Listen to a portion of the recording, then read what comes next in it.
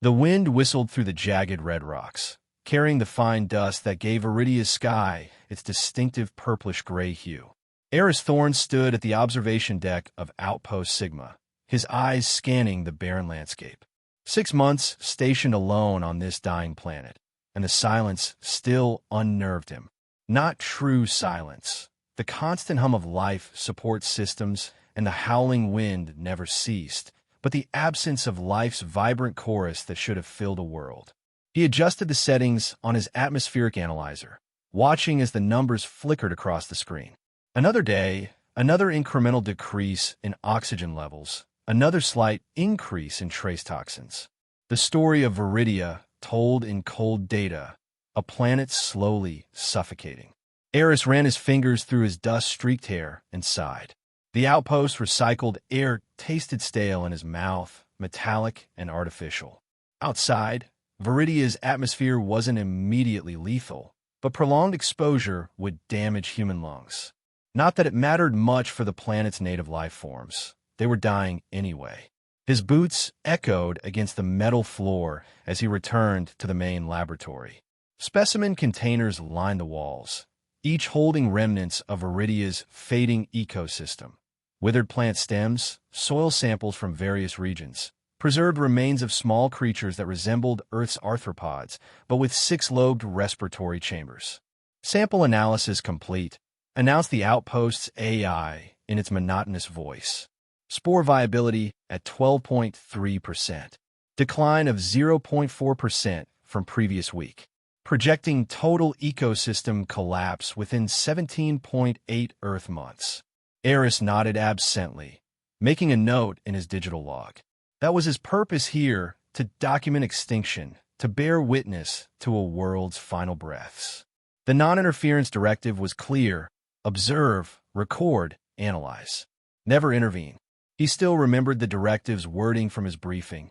The natural life cycle of alien biospheres must be observed without human intervention, regardless of circumstances.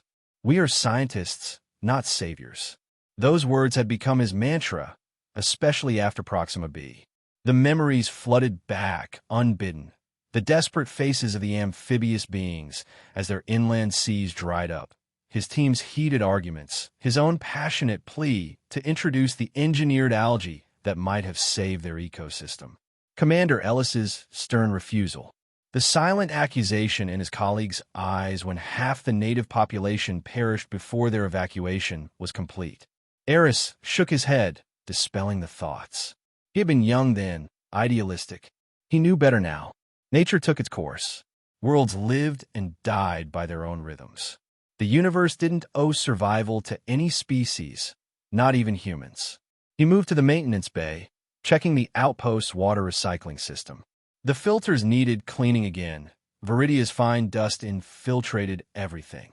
As he worked, he glanced at the calendar display. Another 3 months before the supply drone arrived with new equipment and data storage units. 6 more months after that until his rotation ended. 9 months of solitude, of watching the world die. He wondered if this assignment was penance for Proxima b, for caring too much. The perimeter alarm chimed softly, pulling him from his thoughts. Probably another sensor glitch. The dust played havoc with the exterior equipment. He tapped the security screen, expecting to see empty terrain or perhaps one of the small, burrowing creatures that occasionally ventured near the outpost. Instead, a figure stumbled across the rocky plain, wavering like a mirage in the heat. Humanoid, tall and slender, moving with the desperate urgency of the hunted. Eris's heart rate spiked. A sylvan, the indigenous sentient species of Viridia, thought to be extinct in this region for at least a decade. The outpost records contained only fragmented information about them: semi-nomadic, plant-based metabolism supplemented by mineral absorption, highly adapted to the harsh environment. She collapsed barely 20 meters from the outpost's entrance. Eris froze, protocol warring with instinct. The directive was absolute. No contact, no interference. But the figure hadn't moved since falling. Proximity alert, the AI announced. Unidentified biological entity detected. Security lockdown initiated.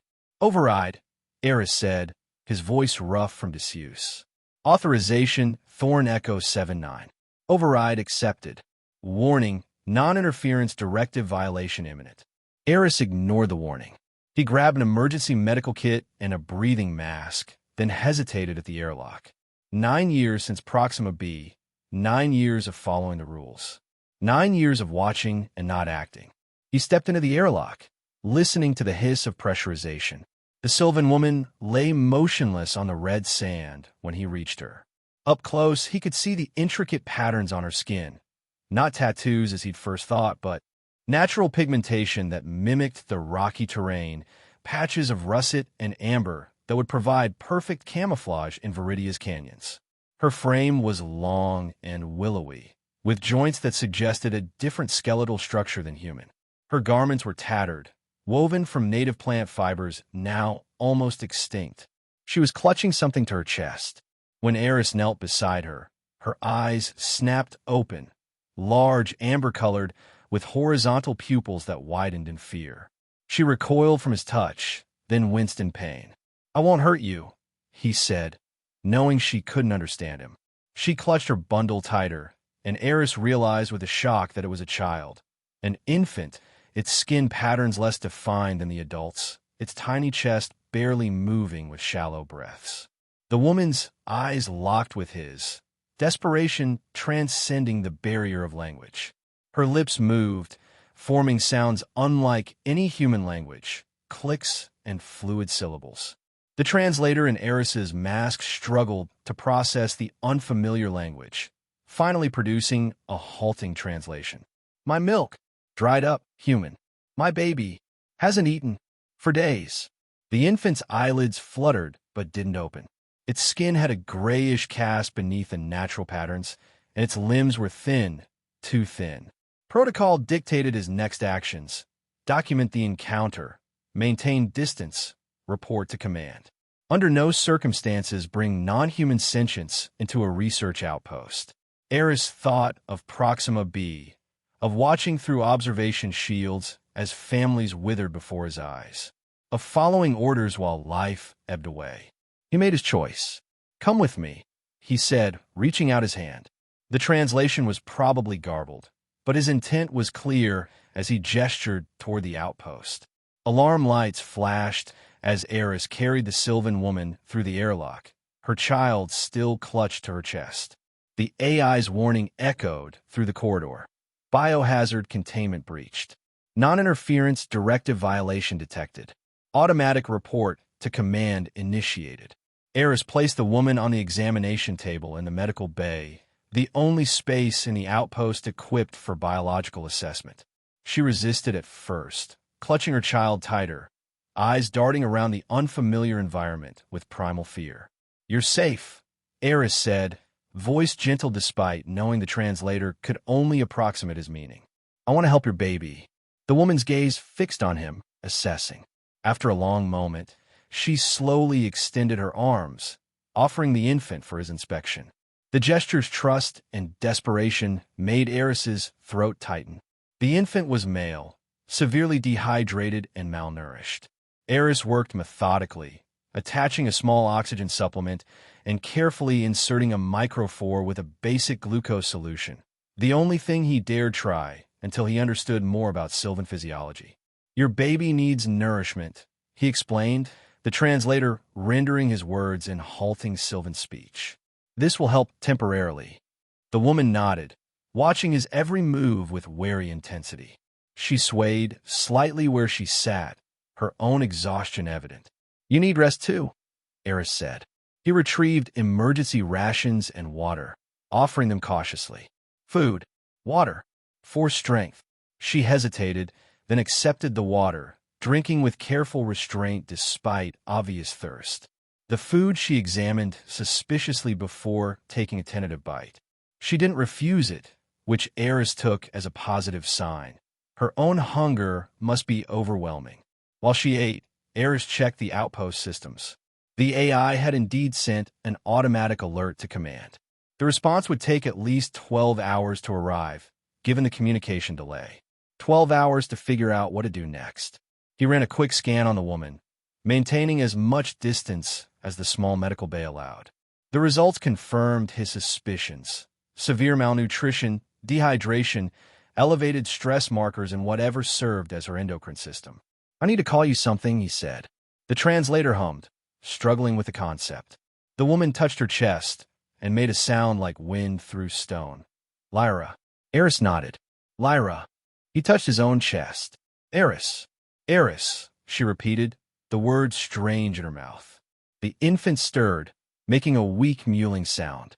Lyra immediately turned to him, murmuring in her language, stroking his small face with long, gentle fingers. "Your son needs more than I can provide with basic solutions," Eris said, running calculations on the medical terminal. "I need to create a synthetic formula that matches your milk." The translator stumbled over the concept, but Lyra's understanding was clear in her eyes. He spent the next hours analyzing the trace elements in Sylvan biochemistry from the scant samples in the Outpost database, combining these with the readings from Lyra and her child. Synthesizing a compatible nutrient solution would push the limits of the Outpost's equipment, designed for analysis rather than creation. Lyra watched silently from beside her child, occasionally touching the oxygen supplement with wonder or stroking the infant's forehead with heartbreaking tenderness. "What's his name?" Eris asked, the question surprising himself. Names shouldn't matter. They were specimens, subjects to be documented, not individuals to be saved. Lyra made a soft, trilling sound that the translator rendered as Kale. Eris nodded, returning to his work. The formula wasn't perfect, a crude approximation of what Kale needed, but it might be enough to stabilize him. "Try this," he said, offering the small container of milky fluid he'd synthesized. "It's not. It won't taste right to him, but it has nutrients." Lyra took it carefully, sniffed the contents, then touched a drop to her tongue. After a moment's consideration, she nodded and carefully began feeding it to Kale using the dropper Eris provided. The infant reflexively swallowed, then made a face that would have been comical under other circumstances. But he didn't reject it, taking several more drops before exhaustion claimed him again. "Rest now," Eris said, gesturing to the small alcove where his own bunk was located. "I'll watch Kale." Lyra shook her head, unwilling to leave her child. "Then we'll both watch," Eris conceded, pulling up a chair beside the examination table. As night fell over Viridia, the outpost lights dimmed automatically to conserve power. In the soft glow of the medical monitors, Eris watched Lyra finally succumb to exhaustion, her head drooping forward as she sat beside her child. In the quiet, with only the hum of equipment breaking the silence, Eris confronted the magnitude of what he'd done. He'd violated the core principle of his mission, endangered his career, possibly even risked charges of xenocontamination. And he'd do it again. The realization was both terrifying and liberating. His terminal chimed softly. The preliminary response from command had arrived, faster than expected. Violation confirmed. Maintain quarantine.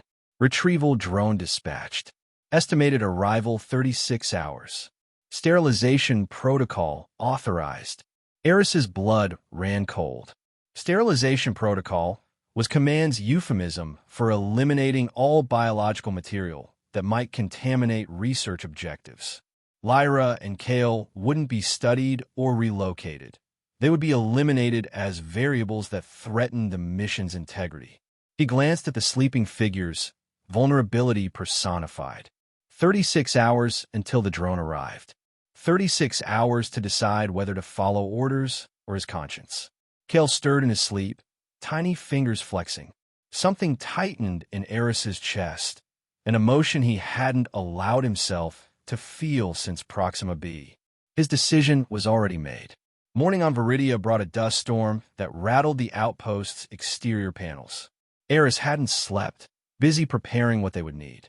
He disabled the outpost tracking systems and deleted all records of Lyra and Kale's life signs, but the drone would still come.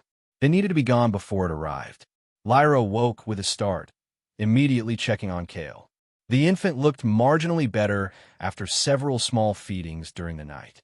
"We need to leave," Eris said, the translator rendering his urgency. "Danger coming. We must go." Lyra's eyes widened, but she didn't question him. She merely gathered Kale closer and looked at Eris expectantly, waiting for direction. It struck him then, the absolute trust she had placed in him, a stranger from another world. What had driven her to approach a human outpost? Something her people had surely avoided for generations. What desperation had overcome the instinctive caution of a species that had survived on this harsh world for millennia? "Where were you going?" he asked, spreading out a terrain map on the console. "Before you came here." Lyra studied the map, then pointed to a region of deep canyons to the east. The translator struggled with her explanation. "Others. There. Few. Hidden place. Safe place. Water under stone. Other Sylvans? Your people." She nodded, eyes downcast. "Left behind. Too slow with child." The implications hit Eris like a physical blow.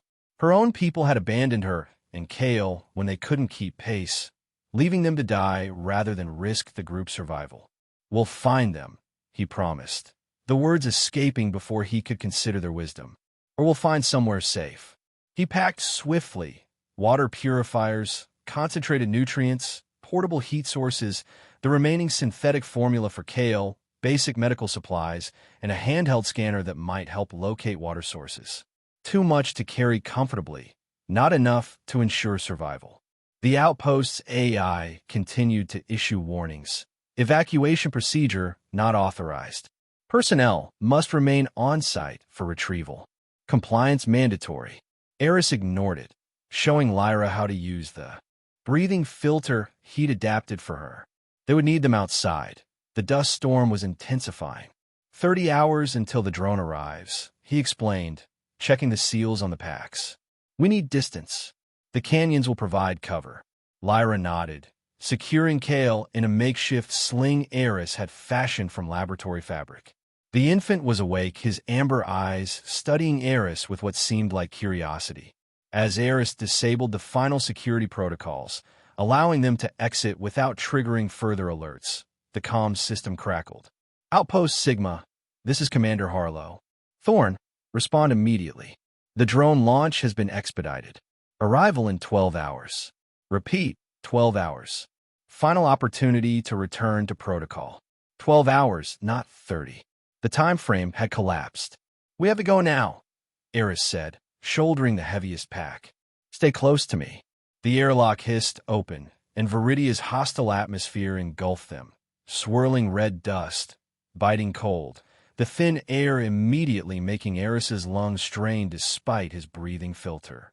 They set out across the rocky plain, away from the outpost that had been Eris's prison and sanctuary for half a year. Each step took them further from safety, deeper into uncertainty. Behind them, the outpost systems continued their automated functions, recording the slow death of a planet where life stubbornly, miraculously persisted. The dust storm intensified as they traversed the rocky plain, visibility reduced to mere meters. Eris led the way, scanner in hand, following the most direct route toward the eastern canyons. Lyra moved with surprising grace despite her exhaustion, one arm supporting Kale in a sling, the other sometimes reaching out to steady herself against Eris when the wind threatened to topple her slender frame.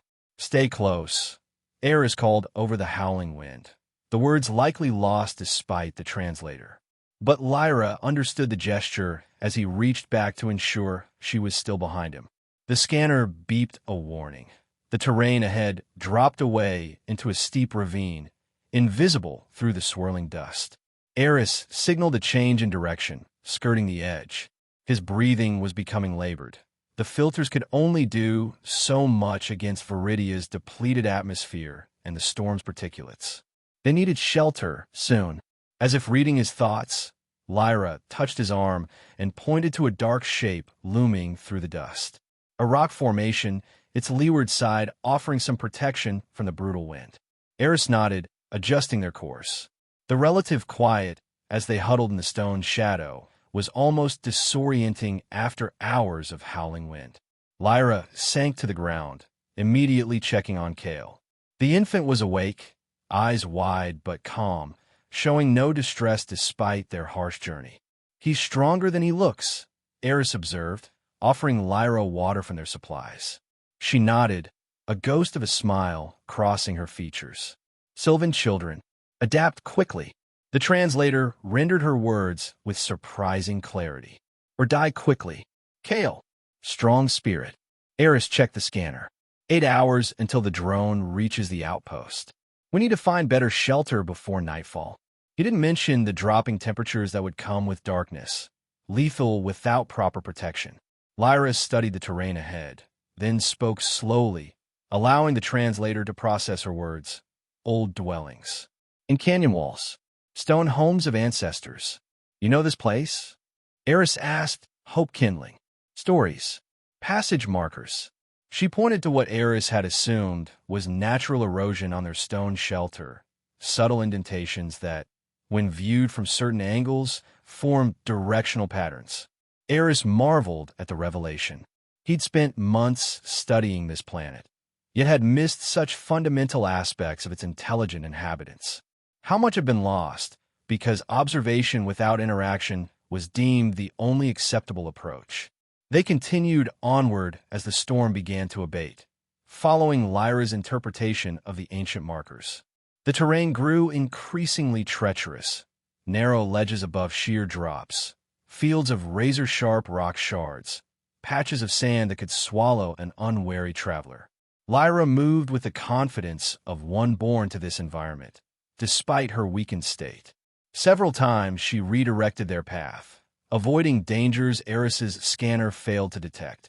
Poisonous mineral seepages, unstable ground, the den of what she called stone hunters, predators adapted to ambush prey among the rocks. As the twin suns began their descent, painting Viridia's sky in bruised purples and deep crimsons, they reached the canyon's edge.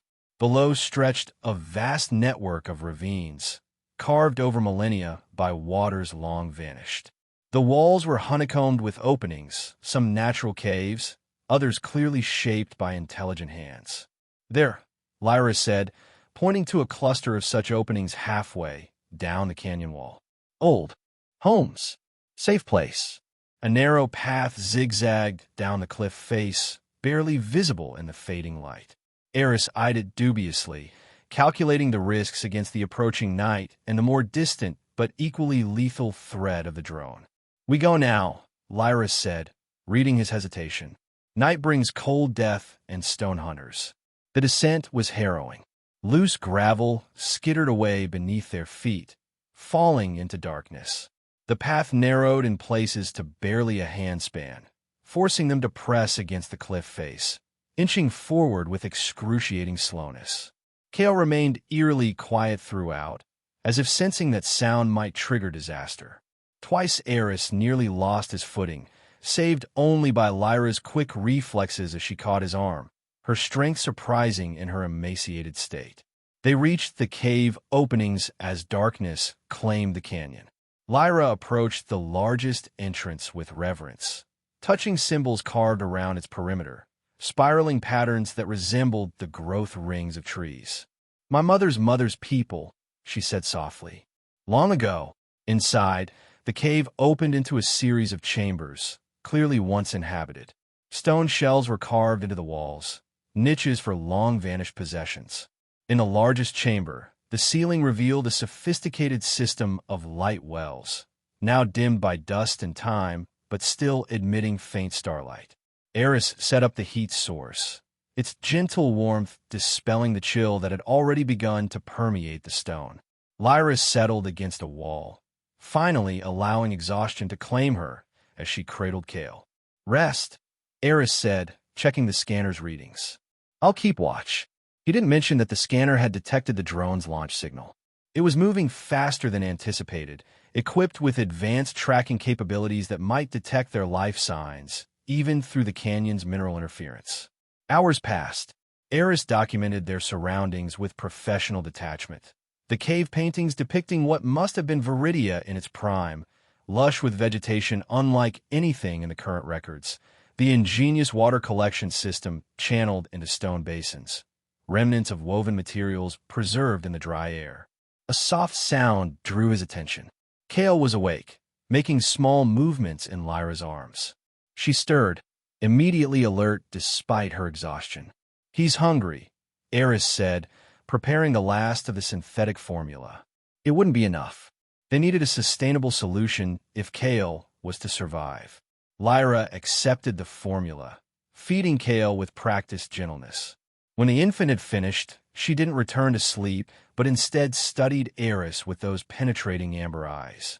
"Why help us?" she asked finally, the question direct despite the translator's limitations.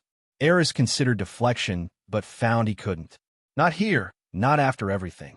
Because once I didn't, and people died." He told her about Proxima B, the words emerging easier than he'd expected.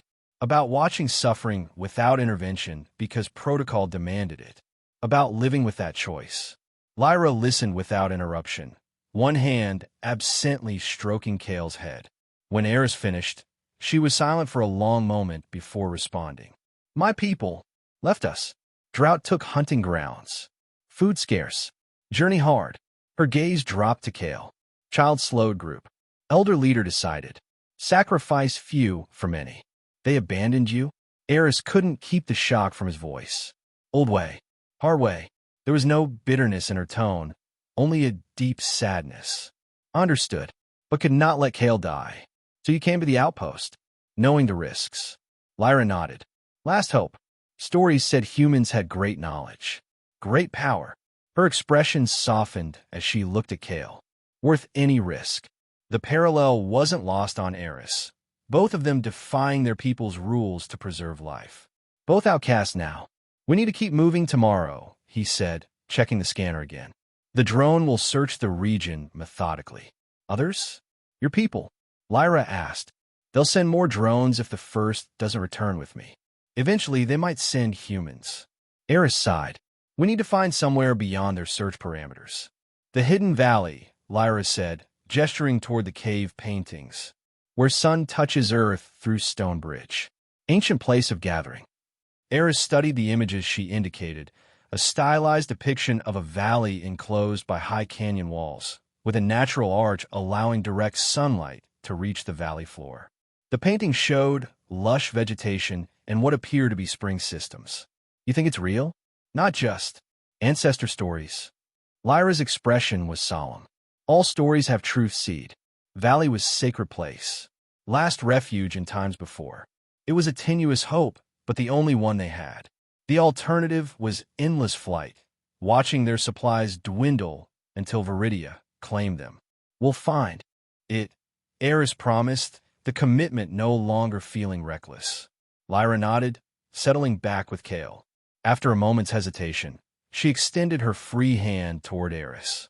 He took it, her fingers cooler than human temperature but firm in their grip. They remained that way until sleep claimed them both, connected across the vastness that separated their worlds. Dawn brought clarity to their situation. The drone had reached the outpost and detected their absence. It was now executing a search pattern, expanding outward from Sigma in concentric circles. The canyon's mineral composition provided some interference, but not enough to hide them indefinitely.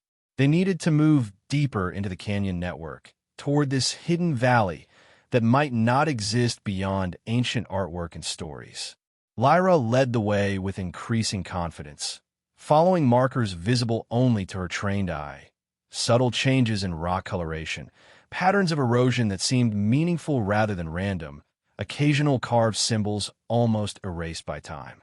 Kale was showing signs of improvement, his eyes more alert, his movement stronger. The synthetic formula was nearly gone, forcing Eris to consider alternatives. He collected samples of mineral seepages, testing them against the database in his portable scanner, hoping to find compounds compatible with Sylvan biochemistry. By midday, they had navigated deeper into the canyon labyrinth than Eris would have thought possible. The terrain alternated between narrow passages where they had to proceed single file and vast amphitheater-like spaces where wind and water had sculpted the stone into fantastical formations. In one such space, Lyra halted abruptly, head tilted as if listening. "What is it?" Eris whispered, hand automatically going to the scanner. "Water," she said, turning toward a nearly invisible crevice in the canyon wall. Living water. Eris followed, skeptical but unwilling to dismiss her senses. The crevice widened into a tunnel, descending at a gentle angle. The air grew noticeably more humid, carrying a mineral scent that reminded Eris of Earth's hot springs. They emerged into a cavern illuminated by bioluminescent organisms clinging to the walls, fungi or lichen analogues that cast a soft blue-green glow over the scene.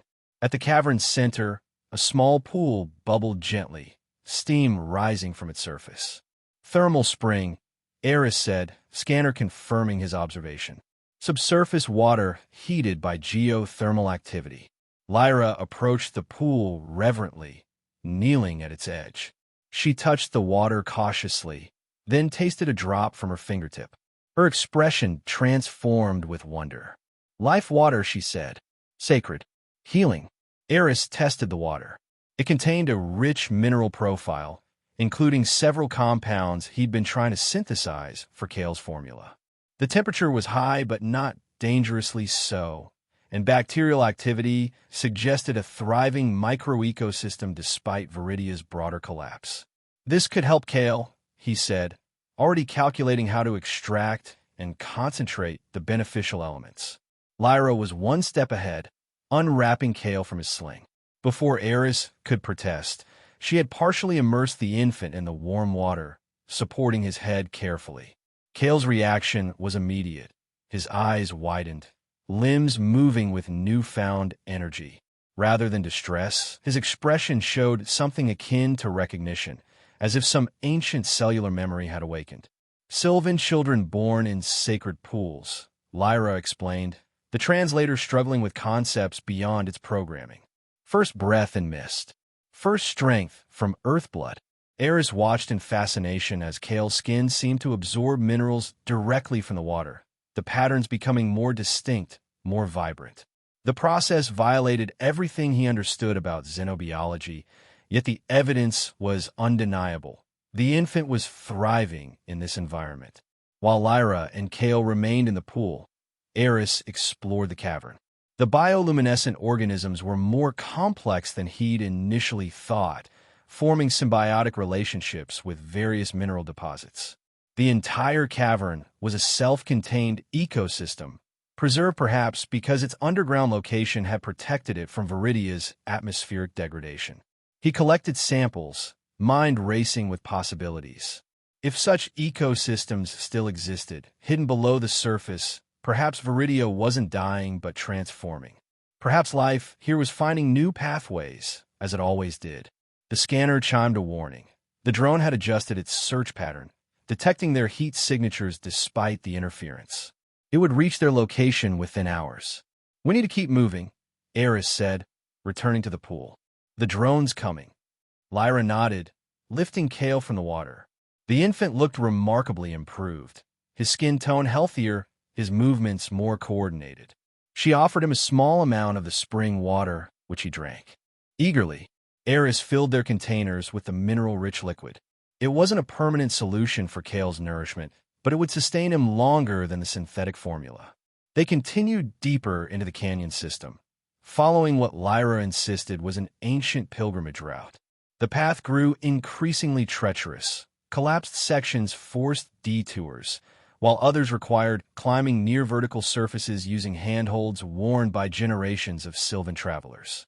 As sunset approached, bringing the threat of nocturnal predators and plummeting temperatures, they reached a precipice overlooking a vast circular depression. The canyon walls rose around it, forming a natural fortress accessible only through the path they had followed. The hidden valley, Lyra said, voice filled with reverence.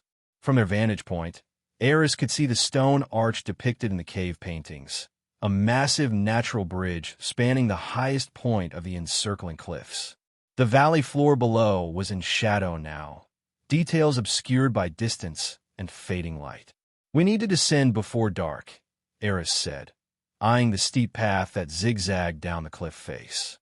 The scanner showed the drone less than an hour behind them, its pursuit relentless. The descent was their most dangerous yet.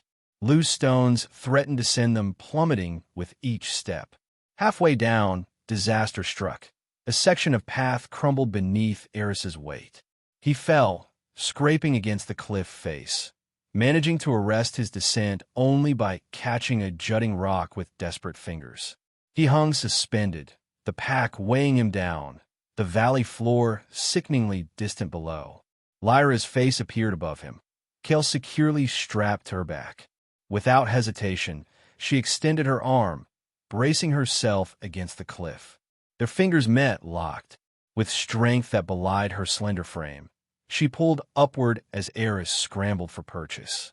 Together they managed to get him back onto the narrow path, both gasping with exertion. "Thank you," Eris said when he could speak again, the inadequacy of the words painful. Lyra merely nodded, her expression saying what words couldn't. They were beyond debts now, beyond tallying of lives saved or risked. They were simply together, facing whatever came next. They reached the valley floor as true darkness fell. The drone signal had vanished from the scanner's range, the surrounding cliffs finally providing the interference they needed. But Eris knew it was temporary. The drone would eventually track them to the valley entrance. By the light of a portable lamp, they surveyed their surroundings.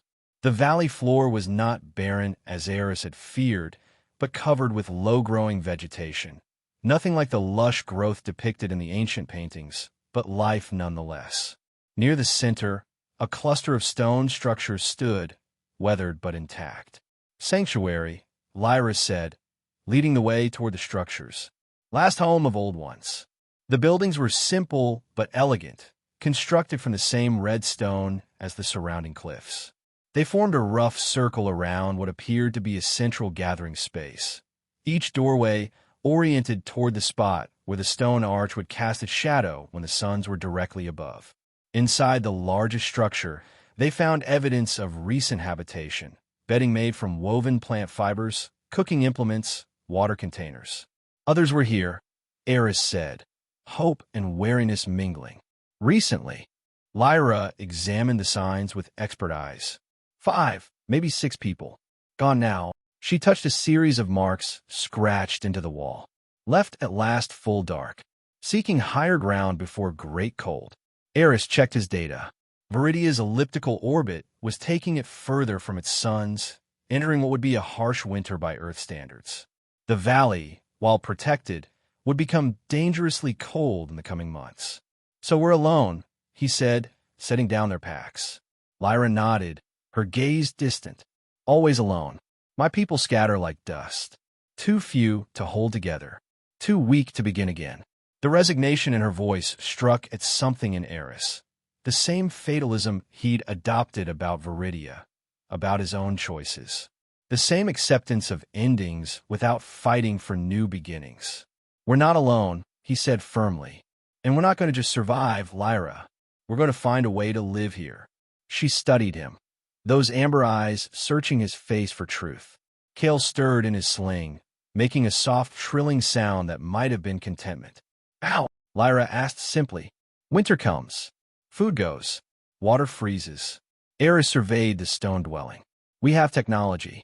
Knowledge." He patted the scanner at his belt. "Your people survived here once. We can learn from what they left behind." He spent the next hour examining the dwelling more closely, finding ingenious systems for water collection and storage. Channels carved into the stone roof that directed rainfall or condensation into sealed underground cisterns. Climate control achieved through strategic placement of openings that created natural airflow. Storage chambers where once abundant food might have been preserved. The basic infrastructure remained sound. With adaptation, with innovation, it could support life again. Outside, Viridia's moons rose, casting silvery light through the stone arch high above. The valley was transformed in the moonlight, shadows retreating to reveal more vegetation than was apparent by day. Some plants even bearing small luminescent blooms that opened only at night. "There's more life here than I expected," Eris said, squatting to examine a cluster of these glowing flowers. His scanner identified compounds in the petals similar to those in the thermal spring, minerals the plants had drawn up from deep aquifers that still nourished the valley floor. Lyra sat beside him, Kale now sleeping peacefully in her arms. Valley has deep roots, she said. Drinks from underground rivers. Old stories say Valley was last to dry when world thirst came. World thirst. Long ago, skies changed. Rain stopped. Waters retreated. She gestured at the barren canyon walls surrounding them. Once, all Viridia was green. Sylvan cities reached the sky. Then world thirst. Slow death. Climate change, Eris realized. The same process still unfolding, perhaps accelerated by some ancient catastrophe or natural cycle. The Sylvans had witnessed their world's transformation over generations, retreating to strongholds like this valley as their civilization collapsed. Tomorrow we'll explore more thoroughly, he said. Find water sources, check for edible plants. The drone can't detect us through these cliffs, but eventually Command will send people to investigate. They will take you back, Lyra asked, the question carrying deeper implications. They'll try. Eris met her gaze steadily. I won't go. This is where I belong now. The certainty of his words surprised him. Yet he knew they were true. His place was no longer among those who watched worlds die from a safe distance. It was here, alongside those fighting to survive. That night, they slept in the ancient dwelling, the stone walls providing insulation against the deepening cold. Kale nestled between them, his small body radiating surprising warmth. For the first time since arriving on Viridia, Eris slept without dreams of Proxima B. Morning brought discovery. While Lyra remained with Kale in the dwelling, Eris explored the valley systematically. Near its center, beneath a shallow depression, he found what the ancient Sylvans had constructed, a sophisticated geothermal tap. The system was simple but brilliant, using the valley's natural thermal activity to provide heat and, potentially, energy. Parts had degraded beyond repair, but with components salvaged from their packs, Eris managed to restore partial functionality. Warm air began circulating through channels in the stone structures, countering the morning chill.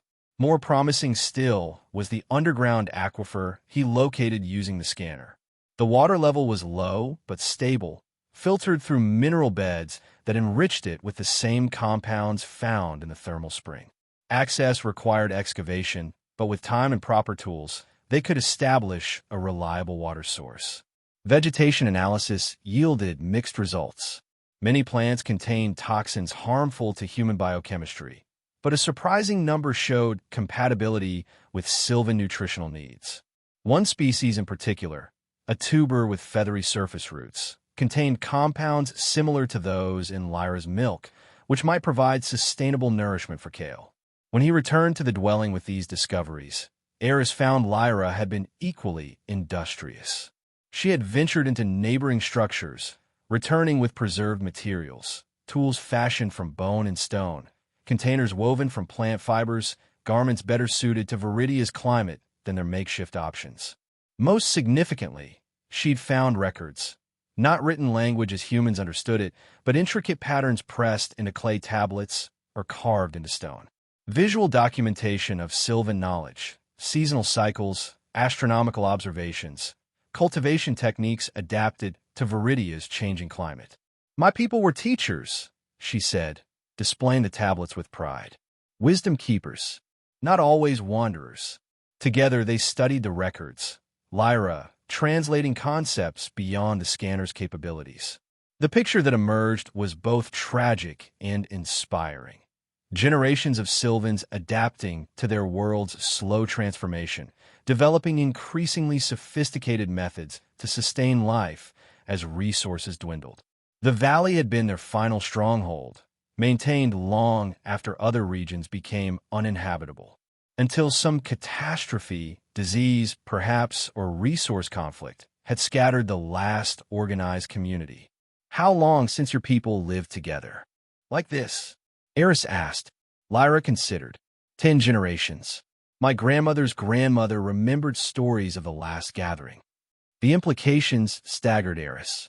Sylvan civilization had collapsed centuries ago, yet individuals had survived, preserving fragments of knowledge through oral tradition and nomadic adaptations. The resilience this represented was extraordinary. Days passed as they established their small sanctuary. Eris repurposed equipment from their packs to create basic amenities: light sources, water purification, a communication jammer that would mask their presence from routine scans. The scanner's power cell would eventually fail, but by then he hoped to have analog replacements for its most critical functions. Lyra proved invaluable, her knowledge of indigenous plants and materials complementing Eris's technical expertise. She showed him how to prepare the nutritious tubers, how to weave water-resistant containers from certain fibers, how to read Viridia's weather patterns from subtle atmospheric changes. Kale thrived in the valley environment. The tuber extract, combined with mineral water from the aquifer, provided sufficient nourishment.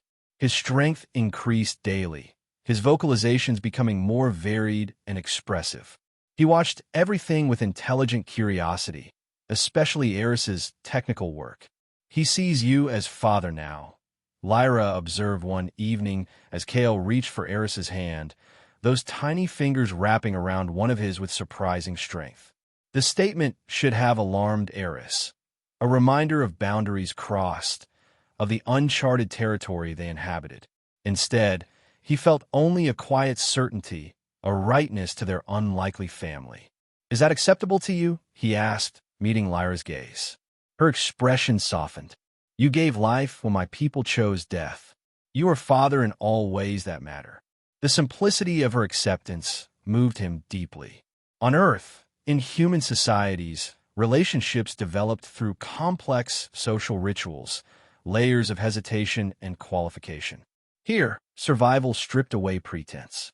Care was demonstrated through actions, bonds formed through shared purpose. One morning, examining the stone arch high above the valley, Eris made a discovery that changed their long-term prospects. The scanner detected traces of an unusual fungal network growing within the porous stone, a species apparently immune to Viridia's environmental degradation. Further analysis revealed its extraordinary properties. The fungus absorbed atmospheric toxins, metabolizing them into compounds that actually enriched the soil. It had created a microclimate within the valley, gradually purifying the air and enhancing conditions for plant growth. The hidden valley isn't just a refuge, Eris realized. It's healing itself. The implications were profound. Given time, this fungal network could potentially spread beyond the valley, initiating environmental rehabilitation across wider regions. Viridia wasn't dying beyond recovery. It was adapting, finding new pathways for life, just at a pace too slow for human observation to recognize. Eris shared his findings with Lyra, explaining the science in terms the translator could convey. She listened intently, then showed him passages in the ancient records that suggested the Sylvans had understood this process, had perhaps even initiated it, seeding the fungus as a final act of faith in their world's resilience. "Ancestors knew," she said, tracing the patterns carved into stone. "Life sleeps, then wakes. World changes, people change. Those who adapt survive." As weeks passed, their existence settled into patterns dictated by Viridia's rhythms rather than human schedules. They rose with the first sun, worked during the cooler morning hours, rested during peak heat, then worked again until nightfall. Evenings were spent in the communal circle, sometimes in companionable silence, sometimes sharing stories of their respective worlds. Kale began attempting his first steps, wobbling between them on legs growing stronger each day. His vocalizations increasingly mimicked both Sylvan tonal patterns and human speech sounds, creating his own hybrid language from the influences surrounding him. The drone never penetrated the valley's natural defenses. Eventually, Eris's scanner detected larger ships passing overhead, command sending human investigators, as he predicted. But the valley's unique mineral composition, combined with the jammer, kept them hidden from standard scans. One day, they might be discovered. Eris accepted this possibility without fear. By then, they would have established something worth defending, not just a refuge, but a model for renewal. With the changing season came new challenges. The valley grew colder as Viridia moved further from suns. They adapted the geothermal system to provide more heat to their dwelling, harvested and preserved the last crops before dormancy, prepared for the period of scarcity ahead. The first snowfall, a rarity on most of Iridia, transformed the valley into an alien landscape of red stone dusted with white. Cale experienced it with unbridled joy, his laughter echoing off the cliffs as he caught flakes in his small hands, watching them melt against his warm skin. He knows nothing of dying worlds, Lyra observed, watching him play, only of living one. Eris nodded, understanding the profound truth in her words. They had chosen to focus on nurturing life rather than documenting death, on building rather than observing, on becoming participants in Viridia's story rather than detached witnesses. The winter solstice brought the alignment they'd anticipated from studying the ancient records. As the primary sun reached its lowest point in Viridia's sky, its light penetrated directly through the stone arch, illuminating the center of the valley with concentrated brilliance. The ancient Sylvans had designed their settlement to maximize this phenomenon, positioning reflective mineral faces to disperse the light throughout the community. For one brief period, the valley was bathed in warmth and light despite the season, a reminder that darkness always gave way to renewal. They marked the occasion with a small ceremony, incorporating elements from both their traditions. Eris spoke of Earth's seasonal rituals while Lyra performed Sylvan songs remembered from her childhood. Cale participated in his way, adding spontaneous vocalizations that somehow complemented both. That night, with Cale sleeping peacefully in the side chamber they prepared for him, Eris and Lyra remained by the heat source, watching the flames dance over preserved fuel. "What will become of us?" Lyra asked, the question emerging from comfortable silence. "When Cale is grown, when Valley flourishes again," Eris considered carefully. "We'll expand. Find others, your people if any survive. Share what we've learned. Perhaps one day, when Command believes this outpost long abandoned, bring others from Earth who think as I do. Create something new together. A world between worlds," Lyra said, her hand finding his in the firelight. "Neither Sylvan nor human. Both." "Yes," Eris agreed, the vision crystallizing as he spoke. "A community that cherishes life's adaptability rather than lamenting its changes. That sees value in difference and hybridity." Lyra's expression held a serenity he'd witnessed emerging gradually over their months together. The peace of one who had survived despair and found purpose beyond mere existence. "I came to you empty," she said, the translator rendering emotions beyond its programming. "A vessel with nothing to give. You filled me with hope." "You saved me too," Eris replied, the truth simple and profound. From becoming someone who watched life die and called it duty. Outside, Viridia's moons illuminated the valley, silver light catching on fresh snow. In the adjacent chamber, Cale murmured in his sleep, not distressed, but dreaming, his developing mind weaving together experiences from two worlds into something uniquely his own. Tomorrow would bring new challenges, adaptations needed, resources to manage, defenses to maintain. The path ahead remained uncertain, survival never guaranteed. But tonight, in this stone dwelling older than human memory on Viridia, two beings from different worlds had found something precious amid devastation. Not just survival, but belonging. Not just existence, but purpose. Not just companionship, but family. In the silence between stars, on a planet many believed doomed, life persisted, adapted, transformed. And in that transformation lay the seeds of renewal. For Viridia, for themselves, for the unexpected family they had become. Cale stirred, making the soft, trilling sound that signaled contentment. His voice echoed briefly in the ancient stone chamber, then faded into the quiet night. Not an ending, but a beginning.